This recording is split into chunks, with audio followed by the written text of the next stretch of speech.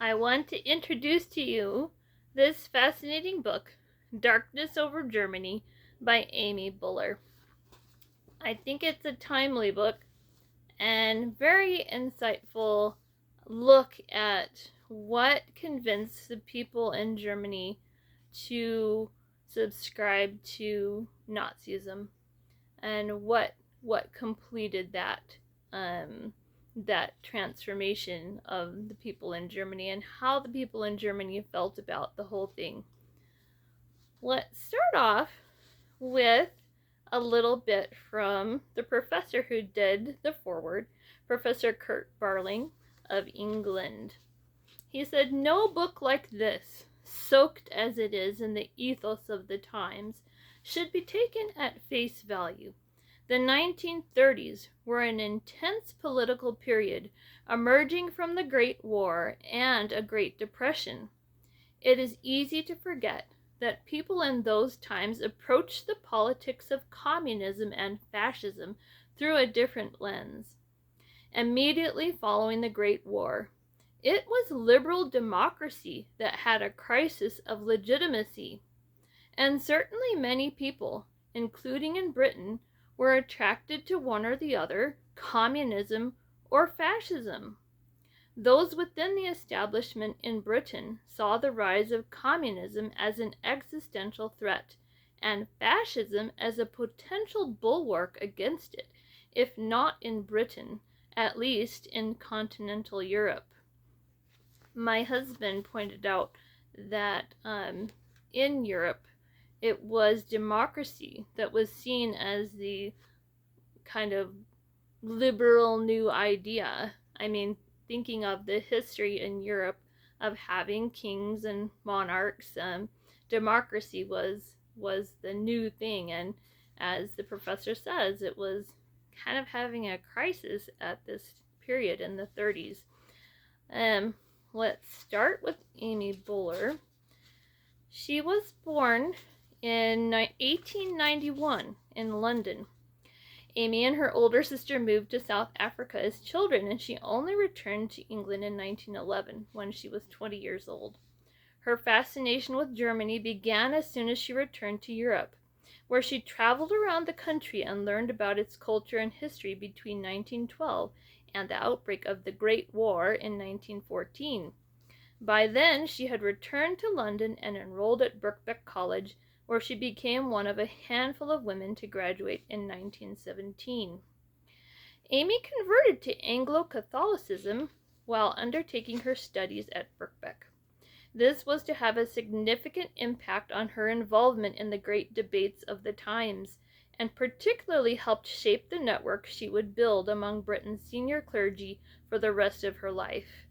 Not long after the end of the Great War, she joined the staff of the Student Christian Movement, and it was through the Student Christian Movement that she met powerful mentors like William Temple, who would later become the Archbishop of Canterbury. It proved a vibrant forum for the debates that emerged out of that catastrophic conflict. The surge of interest in politics, ethics, philosophy, and religion amongst students was fueled by the trauma and tumult engulfing Europe. The younger generations who had fought the Great War were keen to build new alliances and find ways to make it truly the war to end all wars. In that climate, the fashion for fellowship groups thrived, providing forums in which men and women could come together to discuss the major issues of the times.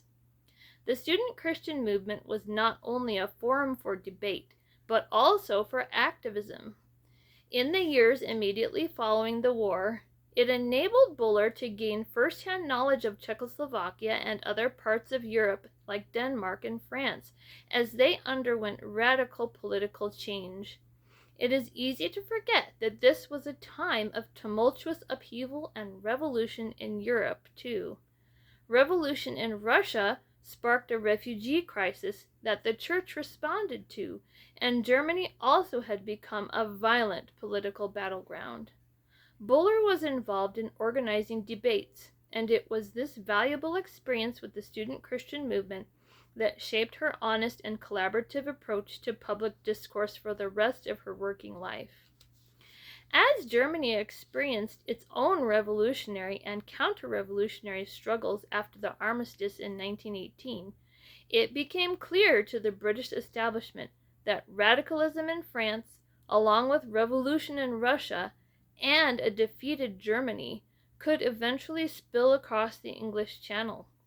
Britain had an empire to preserve, a monarchy to protect, and a determination not to be dragged into the European tumult. After the signing of the Treaty of Versailles in 1919, Buller was one of the many intellectuals drawn into these discussions, principally through her roles within the student Christian movement. She was beginning to nurture a strong personal network of powerful churchmen and intellectuals. When the Nazi Revolution began in the early 1930s, Buller's facility with the German language and her knowledge of German culture made her a natural person to undertake the delicate work of finding out what was really happening in Germany with Adolf Hitler's appointment as Chancellor. It is quite possible that her principal mentor, Archbishop Temple, who from the outset supported her development of what became known as the Anglo-German discussion groups, was in fact the instigator of them. He became a sponsor of her new mission, writing in support of her efforts to establish links with the German Foreign Office from 1935 onwards. Parts of the support for this German engagement came from a sensibility within the English establishment that Versailles, the Treaty of Versailles, had been an unjust treaty and was partly responsible for the popular support for Nazism. Buller herself continued with her frequent trips, and in a letter to the German ambassador in London, Baron Leopold von Hosch, in July of 1935, she first outlined the desire to take a group of educationalists to Germany. She clearly had sufficient interest from fellow Britons to suggest that assembling a group of serious intellectuals to go to Berlin would be easy. As she later explained, the object is one of friendly inquiry by a group of people who are deeply concerned to further understanding between England and Germany, and who hope that a small contribution to that understanding may be made by asking for an opportunity to be given them to listen to exponents of the main trends of thought under National Socialism. So 1935 was the beginning in earnest of her mission to set up these Anglo-German discussion groups.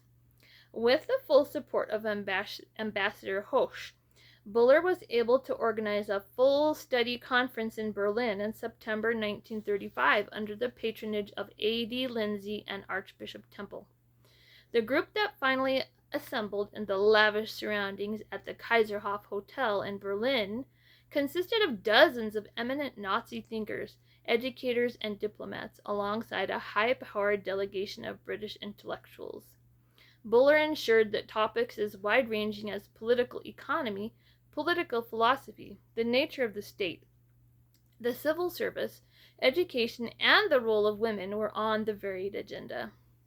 Among those attending was the chief Nazi ideologue, Reichsleiter Alfred Rosenberg. Buller and her sponsors used the success of the Kaiserhof visit to press on quickly for a second. The next successful visit took place in 1936, directly after the Berlin Olympics. It was carefully planned, much larger, and included a wider range of high-profile academics. But from 1937, organizing visits to Germany started to get much harder. Buller stuck with her plans doggedly, even after the Austrian Anschluss in 1938. She had retained the support of a number of the people associated with the British side of the venture, including Archbishop Temple, and, albeit with increasing reluctance, Lord Lothian.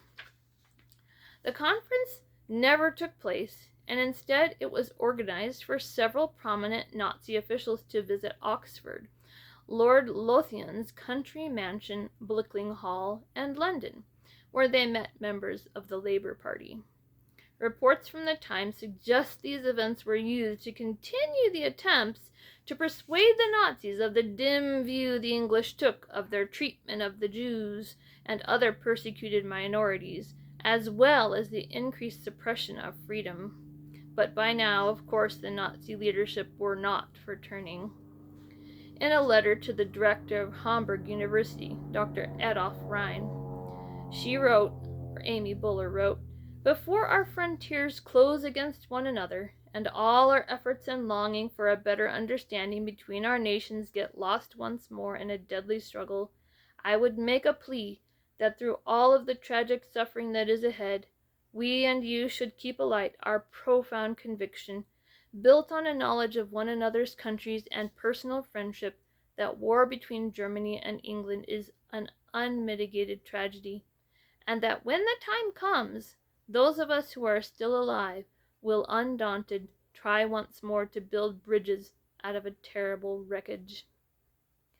The last small Nazi delegation to visit London as part of these Anglo-German discussions arrived in March of 1939.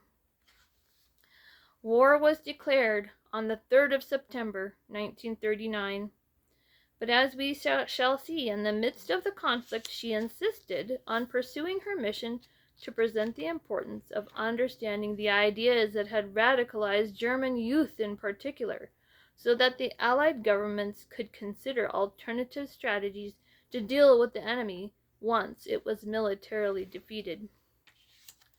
In 1942, Amy wrote, "I record these stories to emphasize the need for youth and those who plan the training of youth to consider carefully the full significance of the tragedy of a whole generation of German youth who, having no faith, made Nazism their religion." She wrote, "The only task at the moment is to win the war. I am convinced that includes understanding what happened in Germany." Then Amy wrote her book, and she published it in 1943. One reason I'm really enjoying the book is because it has stories of the individual people that she knew well, that she talked to, and she got their perspectives on Nazism. And her stories range from people who completely opposed Nazism and were trying to figure out the best way to fight against it, to people who rationalized Nazism, to people who supported it. So I will continue to read excerpts from this book, so keep tuned and I will have some more episodes up. Thank you very much.